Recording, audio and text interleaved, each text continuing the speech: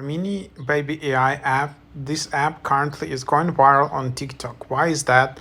There are a bunch of AI enhancer apps, but this app introduced a viral filter on TikTok, which is like a pregnancy filter, baby filter. So if you upload your selfies to this app and select your gender as female or other, you will see a pregnancy filter, and you will be able to see AI generated images which will show you how will you look as pregnant. Just open the app. What you need to do, just go to AI photos in the bottom, upload 12 photos of yourself. You need to select your gender as female or other, because this filter again is only available for these genders.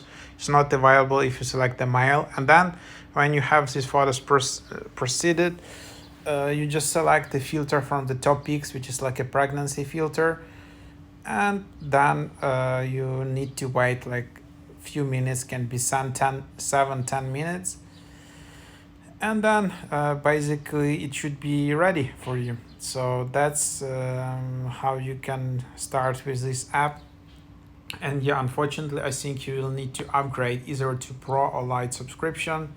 There is a weekly subscription for $5, there is per week, or Pro subscription for $10. So Lite subscription is $5, Pro subscription is $10 per week. So yeah, that's basically what it is.